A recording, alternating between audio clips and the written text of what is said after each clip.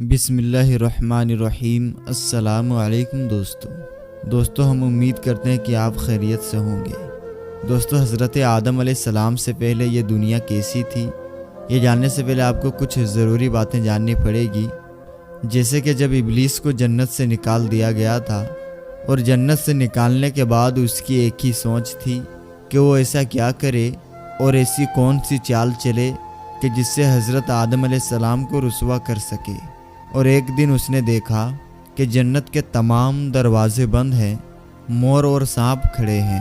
ابلیس نے ان کو دیکھا تو اس کا دماغ جاگ اٹھا، کیونکہ اس کے دل میں حضرت آدم علیہ السلام کے لیے بڑا زہر بھرا ہوا تھا۔ ابلیس فوراً جنت کے دروازے پر مور کے پاس پہنچا اور بڑے ہی ہمدرد لہجے میں کہنے لگا کہ بہت ہی جلد تمہیں بھی جنت سے نکال دیا جائے گا اور آدم کو بھی جنت سے نکال دیا جائے گا، اس لیے تم مجھے جنت میں لے جاؤ تو میں تمہیں ایک ترکیب بتاؤں گا تو تم اور آدم جنت سے کبھی بھی نہیں نکالے جاؤ گے، یہ میرا وعدہ ہے۔ مور نے ابلیس کی بات سنی تو فکر مند ہو گیا۔ تھوڑی دیر سوچنے کے بعد کہنے لگا کہ تمہاری بات تو میرے دل کو لگی ہے، لیکن میں تمہیں اندر کیسے لے کر جاؤں؟ میں نے کافی سوچا، لیکن مجھے سمجھ نہیں آ رہا ہے کہ میں تمہیں اندر کیسے لے کر جاؤں گا، وہ بھی جنت کے محافظوں سے آنکھ بچا کر۔ تو ابلیس نے فوراً جواب دیا کہ تم یہ نہیں جانتے ہو کہ میں منتر پڑھ کر اپنے آپ کو ایک چھوٹے سے موتی میں تبدیل کر سکتا ہوں، تم مجھے اپنے منہ میں دبا کر جنت میں لے جانا۔ یہ کہہ کر ابلیس نے منتر پڑھا اور اپنے آپ کو ایک چھوٹے سے موتی میں تبدیل کر دیا۔ تو مور نے ابلیس کو اپنے منہ میں رکھ لیا اور جنت میں داخل ہو گیا، اور اسی طرح سے یوں ابلیس ملعون مور کی مدد سے جنت میں چلا گیا۔ پھر مور ابلیس کو اپنے منہ میں لیے ہوئے سیدھا حضرت حوا کے سامنے پہنچا، اور وہاں پہنچ کر ابلیس نے دوبارہ اپنے اوپر کوئی جادو کیا اور انسانی شکل میں آ گیا۔ انسانی شکل میں آنے کے بعد ابلیس نے اپنے جال سے اماں حوا کو برگلانے کی کوشش شروع کر دی اور کہنے لگا کہ اگر تم نے اس درخت کا پھل نہیں کھایا تو تمہیں جنت سے نکال دیا جائے گا۔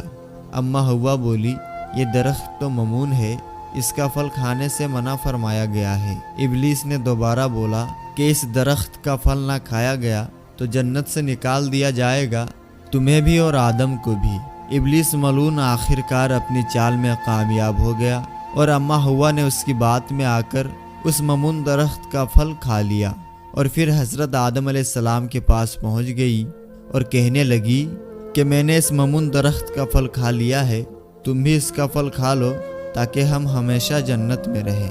حضرت آدم علیہ السلام نے کہا، ہائے افسوس، یہ تم نے کیا کر دیا؟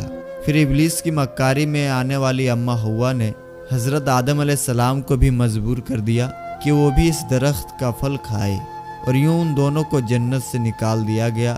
مور جو کہ اپنے منہ میں ابلیس ملعون کو اپنے منہ میں لے کر جنت میں داخل ہوا تھا، وہ یہ سب دیکھ رہا تھا، اور یوں مور اور اس کا ساتھ دینے والے سانپ کو بھی جنت سے باہر نکال دیا گیا۔ یوں حضرت آدم علیہ السلام، اماں حوا، مور اور سانپ آسمانوں کی جنت سے اتر کر زمین پر آ گئے۔ میرے دوست، اب سوال یہ ہے کہ اب زمین پر حضرت آدم اور حوا کے آنے سے پہلے کیا تھا؟ کون سی مخلوقات تھی؟ اور جنت کس کے لیے بنائی گئی تھی؟ اور زمین و آسمان کی تخلیق کیسے کی گئی تھی؟ اس حوالے سے ہم آپ کو پوری ڈیٹیل سے بتائیں گے، لیکن دوستو یہ بات بتانے سے پہلے ہم آپ سے ایک چھوٹی سی گزارش کریں گے کہ اگر آپ نے ابھی تک ہمارا چینل راہ علم کو سبسکرائب نہیں کیا ہے تو ابھی سبسکرائب کر لیں، اور ساتھ میں بیل نوٹیفیکیشن کو ضرور آن کر لیں تاکہ ہماری اپلوڈ ہونے والی ویڈیوز کی نوٹیفیکیشن آپ کو وقت پر ملتا رہے۔ تو آئیے دوستو شروع کرتے ہیں۔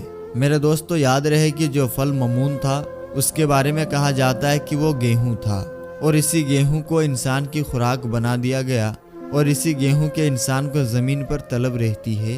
اور جہاں تک بات ہے مور کی، تو مور آج بھی ایک دل فریب پرندہ ہے کہ جو بھی اس کی چمک دمک پر مگن ہوتا ہے تو وہ سب بھول جاتا ہے، جیسا کہ اماں حوا کو ابلیس نے مور کے ساتھ مل کر دیا تھا۔ یاد رہے کہ حضرت آدم علیہ السلام اور حضرت حوا، مور اور سانپ کو ایک ساتھ زمین پر اتارا گیا تھا، اور اس وقت یہ زمین بچھی ہوئی تھی، لیکن سوال یہ ہے کہ اس زمین پر پہلے کیا تھا؟ تو یاد رہے کہ اللہ تعالیٰ ارشاد فرماتا ہے کہ ہم نے زمین و آسمان کو 6 دنوں میں تخلیق کیا، اور ایک جگہ اور ارشاد فرمایا کہ زمین پر پہلے کچھ بھی نہیں تھا سوائے پانی کے۔ تو دوستو معلوم ہوا کہ اس زمین پر پہلے پانی کے علاوہ کچھ بھی نہیں تھا، اس زمین پر پانی ہی پانی تھا۔ اور پھر اللہ تبارک و تعالیٰ نے اس پانی پر زمین کو بچھایا۔ اور ایک جگہ یہ بات ملتی ہے کہ جب پانی پر اللہ تعالیٰ نے زمین بچھائی تو یہ زمین ہل رہی تھی، تو اللہ تعالیٰ نے اس زمین کے اوپر پہاڑوں کو گاڑ دیا جس سے یہ زمین ٹک گئی۔ میرے دوستو یاد رہے کہ پانی ہی وہ چیز ہے جس سے اللہ تعالیٰ نے الگ الگ قسم کے مخلوقات کو پیدا فرمایا، اور پانی کو اللہ تعالیٰ نے زندگی کی بنیاد بنایا۔ اور کہتے ہیں کہ حضرت آدم علیہ السلام سے پہلے آسمان بھی نہ تھے، اور اللہ تبارک و تعالیٰ نے صرف 2 دنوں میں 7 آسمانوں کو بنایا۔ ان آسمانوں کی جگہ پر دھواں ہی دھواں تھا، کچھ بھی نہ تھا، ہر طرف دھواں ہی دھواں۔ اور پھر اللہ تعالیٰ نے دھویں سے آسمان بنائے، اور صرف 2 دنوں میں اللہ تعالیٰ نے 7 آسمان تخلیق فرمائے۔ اور جب آسمان دنیا اللہ تعالیٰ نے بنائی تو اللہ تبارک و تعالیٰ فرماتا ہے کہ اس میں ہم نے ستاروں کو مانند چراغ روشن کر دیے، یعنی آسمانی دنیا میں اللہ تعالیٰ نے ستارے پیدا فرمائے جو رات کو چمکتے ہیں۔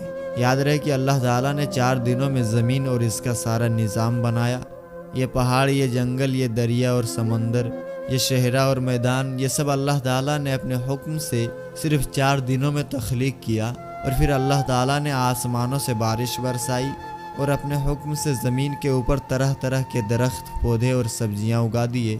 تو دوستو معلوم ہوا کہ جب حضرت آدم علیہ السلام نہ تھے تو تب بھی یہ دنیا تھی، اور جب آدم علیہ السلام کو اللہ تعالیٰ نے تخلیق کرنے کا ارادہ فرمایا تو اللہ تعالیٰ نے اس کائنات کو ترتیب دیا اور اس کائنات کو پیدا فرمایا۔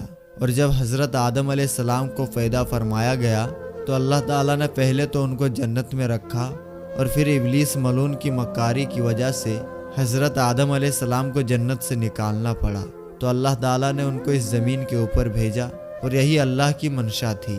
یہاں آپ کو یہ بتاتے چلیں کہ روایت میں یہ بات ملتی ہے کہ یمن سے کچھ لوگ حضور صلی اللہ علیہ وسلم کی خدمت میں دین سیکھنے کے لیے حاضر ہوئے، تو انہوں نے یہ سوال کیا کہ یہ کائنات کیسے پیدا ہوئی؟ تو آپ صلی اللہ علیہ وسلم نے فرمایا کہ جب کائنات موجود نہ تھی تو تب بھی اللہ کی ذات موجود تھی، اور اللہ کا عرش پانی پر تھا۔ اس کے بعد اللہ تعالیٰ نے آسمانوں اور زمینوں کو پیدا فرمایا، اور لوح محفوظ میں ہر چیز کو لکھ دیا۔